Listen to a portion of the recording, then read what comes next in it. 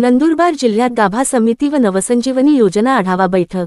माननीय जिल्हाधिकारी डॉक्टर मिताली सेठी यांच्या अध्यक्षतेखाली आज जिल्हास्तरीय गाभा समिती व नवसंजीवनी योजनेची बैठक पार पडली। बैठकीत अनेक महत्त्वाचे निर्णय घेण्यात आले। बैठकीतील महत्त्वाचे निर्णय: 1.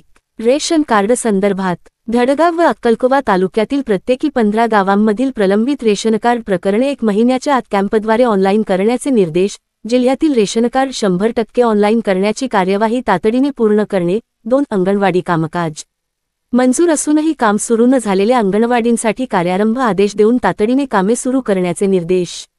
सुरू होऊन बंद पडलेल्या अंगणवाडींचे कामकाज 1 महिन्यात पुन्हा सुरू करण्याचे आदेश। ज्या ठिकाणी अंगणवाडी अस्तित्वात नाहीत तिथे प्रस्ताव तयार करून बांधकामाची मंजुरी घेऊन पूर्ण करणे।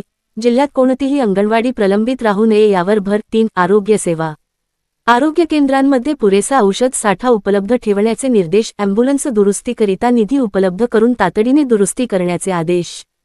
कुपोषित बालके व गरोदर मातांची नियमित आरोग्य तपासणी करून आवश्यकतेनुसार उपचार उपलब्ध करून देणे।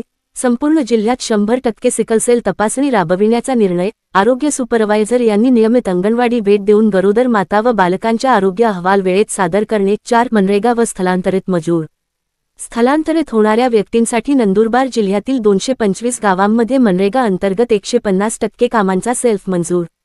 बाहेरगावी कामासाठी जाणाऱ्या व्यक्तींकरिता हेल्पलाईन नंबर जाहीर, त्यांना आवश्यक मदत पुरविण्याचा निर्णय। 5. आरोग्य सुविधा विस्तार ज्या ठिकाणी प्राथमिक आरोग्य केंद्र नाही तिथे नवीन आरोग्य केंद्र बांधण्यासाठी प्रस्ताव तयार करून शासनाकडे पाठविण्याचे निर्देश। ही बैठक जिल्ह्यातील अंगणवाडी, आरोग्य सेवा, रेशन कार्ड प्रक्रिया व स्थलांतरित कामगार कल्याण या सर्व महत्त्वाच्या विषयांवर ठोस निर्णय घेणारी ठरली। SK पब्लिक व्हॉइस न्यूजसाठी नंदुरबार प्रतिनिधी समीरा सय्यद यांचा खास रिपोर्ट।